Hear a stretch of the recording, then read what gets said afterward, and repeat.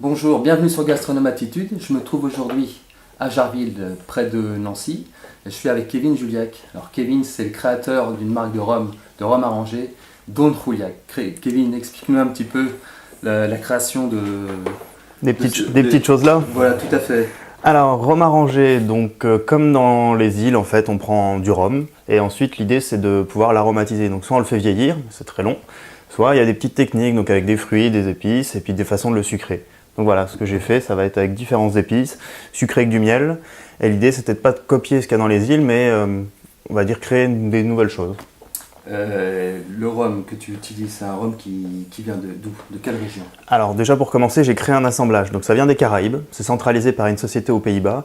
Et l'idée c'était de créer mon assemblage. Donc j'ai eu pas mal d'échantillons différents et j'ai mis un petit morceau d'ananas pour voir quel rhum on va dire allait réveiller les petits morceaux d'ananas. Et ce qui en est sorti, c'est Dominante Martinique, Barbade, Trinidad, Guyana et un mélange de rhum traditionnel et de rhum agricole. Avec une petite partie vieillie en Martinique. Donc il va être aromatique, mais pas trop, juste pour vraiment exalter le goût des épices. Les assemblages, tu fais des assemblages de rhum ou tu gardes vraiment un rhum particulier par bouteille, tu fais des mélanges? Comment tu... Non, j'ai mon assemblage. Voilà, une fois que je l'ai trouvé, c'est voilà, j'ai mon assemblage. Ensuite, ce qui va arriver après, c'est du miel pour les sucrer, en plus ou moins haute quantité, mais pas de sucre, on va dire raffiné. J'ai un petit apiculteur pas très loin de chez moi, donc à côté de Lunéville, à Franconville. Ça marche très bien, donc du coup voilà, ça suffit. Et ensuite, je vais m'amuser donc à rajouter un petit peu d'eau, parce qu'en fait le rhum arrive à 75 degrés, et voilà, comme ça il est sorti de distillerie, il est concentré. Et ici je peux faire les assemblages que je veux et surtout mettre la quantité d'eau pour avoir le nombre de degrés. Par exemple celle-ci, je voulais qu'elle fasse 27 degrés 5, puisqu'il y a un tout petit peu de piment, et ça suffisait largement pour être équilibré. Mangue et piment, c'est une série limitée. Série limitée. J'ai fait que 100 exemplaires. C'est né d'une, une copine qui est allée en Thaïlande et en fait là-bas ils prennent des mangues vertes, un peu fermes, ils mettent de la poudre de piment pour réveiller du coup le goût de la mangue. J'ai mis 4 ans et demi à créer cette recette, là c'est avec des mangues fermes qui viennent du Pérou et il y a des petits piments à noix du diable qui sont au fond, quasiment pas, j'ai même acheté une balance au centième de gramme et ça va juste réveiller le goût de la mangue. Tu dis 4 ans et demi pour créer une recette, on n'imagine pas que ce soit aussi long que ça. Comment tu procèdes pour mettre au point tes recettes? Alors, comment je procède? J'en ai pas là sous la main. En fait, j'ai des petits échantillons de 10 centilitres à peu près, avec un mélange avec un peu de miel et de rhum, et tous les épices que je trouve, je les mets dedans. Et ça me fait comme un parfumeur en fait, des essences. Et du coup, je regarde s'ils vont bien vieillir, si ça donne un bon goût ou non. Et ensuite, par exemple, pour créer cette recette-là, donc physalis, fèves de tonka, j'avais plusieurs fioles, dont celle avec les physalis, celle avec les fèves de tonka. Et en fait, la physalis avait très peu de nez, avait un bon goût, et ensuite il n'y avait plus rien. Et la fève de tonka a énormément de nez, rien du tout, et ensuite une bonne note d'amande. Donc le mélange des deux me semblait logique, et ça équilibrait. Du coup, on avait la note d'amande, le côté fruité acidulé, et la note d'amande qui revient après. Voilà en fait comment celle-ci par exemple a été créée. Tu laisses, au niveau de tes échantillons, tu laisses combien de temps tout ça macérer avant de pouvoir goûter, ou tu goûtes à différentes étapes de la création de l'échantillon? Comment tu procèdes? Alors, Parce que bon, plus tu laisses plus ou moins longtemps, tu n'as pas plus ou moins le même résultat. Dans la bouteille c'est pareil. c'est ça, donc en fait les nouveaux échantillons je vais les goûter, puis au début je suis un peu plus curieux donc je vais voir plusieurs fois. Là j'ai pas remonté ma petite étagère avec tous mes échantillons. Mais en gros, dès que je mets des épices dedans, je vais voir au bout de 3 jours si ça donne quelque chose de sympa. Et je peux regoûter au bout d'1 an, 2 ans, et il y a des produits qui par exemple au bout d'1 an donnent un mauvais goût. J'avais essayé avec des cranberries, infusés au jus de pomme, très prometteur, il n'y avait pas de sucre ajouté, c'était juste du jus de pomme. Sauf qu'en fait, il y a un tout petit peu d'huile de tournesol autour, et en fait, c'est remonté à la surface et ça a ranci. Mais ça, on peut le savoir qu'au bout d'1 an. Donc les recettes que je fais, c'est pour ça, je sais que ça va bien se passer. Ça bougera pas. Ça bougera pas. Mais voilà pourquoi il y a énormément de tests et puis trouver les idées. D'accord. C'est un peu long. Rhum, tu m'as dit Martinique.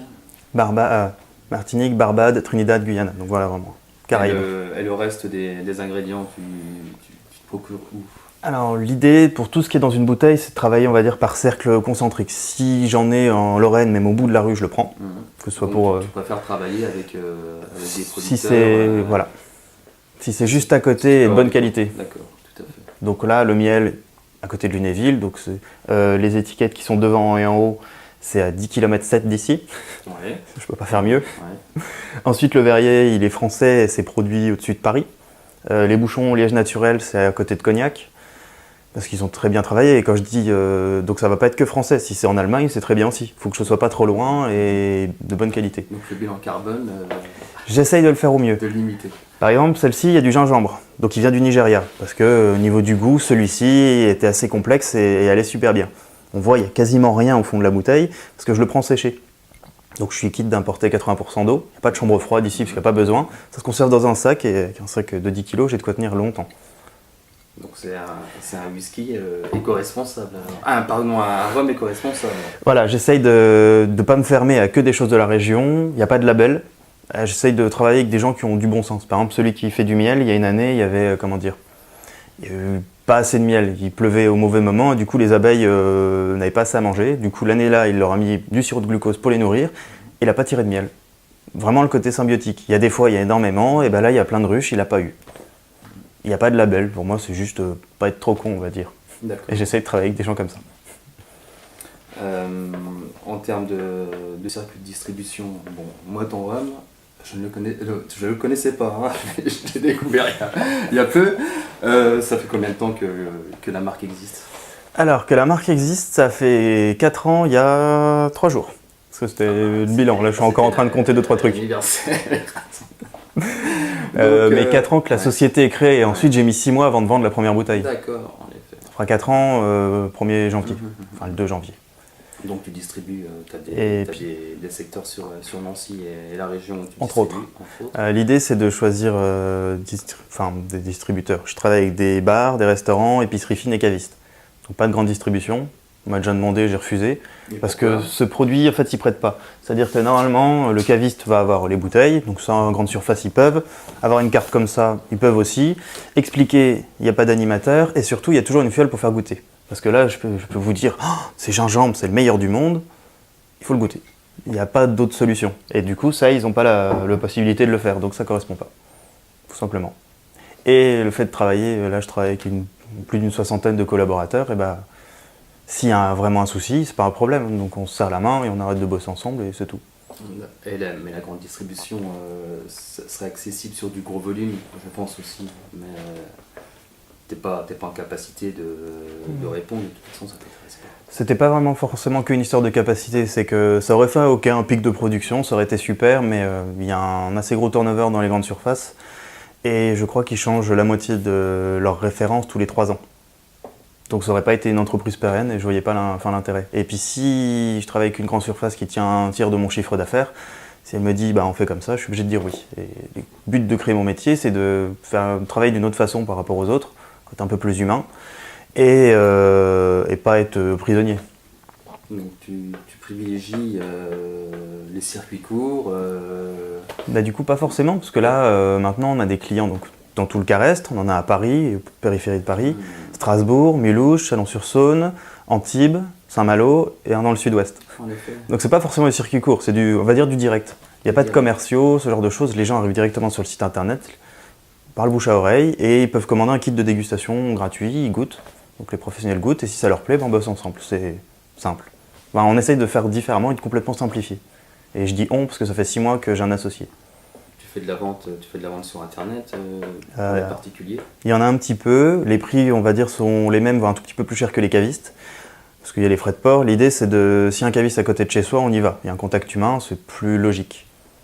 Et si on n'en a pas, ben on peut quand même, on va pas mourir de soif, ce serait grave. Donc on peut les acheter sur internet. Mais voilà, si on peut aller voir un caviste, c'est plus cool. Donc avec le rhum, vous privilégiez le contact humain. Mais voilà, c'est super important. Très bien.